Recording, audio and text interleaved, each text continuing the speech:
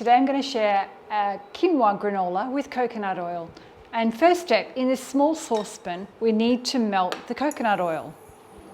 So I'm just going to get that going before we do the other steps. So 3.5 tablespoons. And if you don't like coconut oil, I've got a recipe with olive oil for a granola. And I'm going to use date syrup. You can use maple syrup, agave, nectar, your favorite syrup. You can do honey if you don't need it to be vegan. And I'm going to just do 1 tablespoon of brown sugar. You can swap that out for coconut sugar or leave it out and just have it less sweet. This recipe was inspired by the minimalist baker recipe, but I'm tweaking it to add a few more different ingredients to my taste. Okay, we'll get that heated up and melted.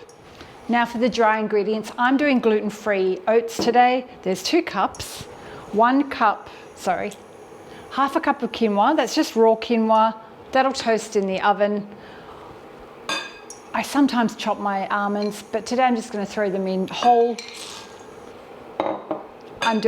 This is my little tweak. I like seeds. I'm going to do half a cup of sunflower seeds and half a cup of pumpkin seeds. And I've got a quarter of a teaspoon of salt and 2 teaspoons of cinnamon. Just mix that together.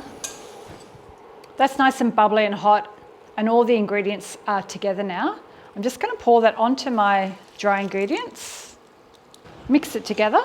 I've got my oven preheated at 150, and I use a fan forced oven because I find it's better to get a consistent bake. This is all coated, almost. Just make sure there's no dry bits.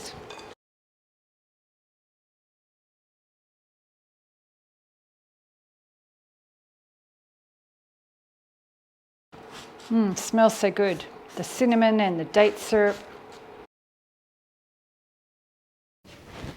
Now we're ready to bake the granola for 20 minutes till it's golden brown. If you're not using a fan, you might want to stop at 10 minutes and just toss it around and flip the tray to the other side. I find it's fine. I'll bake it till it's golden brown. My quinoa granola is all baked. It smells amazing. I can't wait to eat this for breakfast tomorrow, and once it's completely cooled, I'll store it in a jar. And it makes about 8 to 10 serves depending on how much you eat. So the crunchy granola is all baked, it's golden brown, smells delicious. We'll eat this for breakfast tomorrow. I usually store it in a container when it's completely cold, or in a glass jar, just depending on what I've got available. And we usually have it for about 2 to 4 weeks, depending on how much we eat and how quick we get through it. It never really tastes stale. It just tastes delicious. We love having it with milk, yogurt, bananas, berries. It's even really nice on the top of some overnight oats. Let me know in the comments below if you give it a go. And thanks for watching, and I'll see you next time. Hej då from Sweden.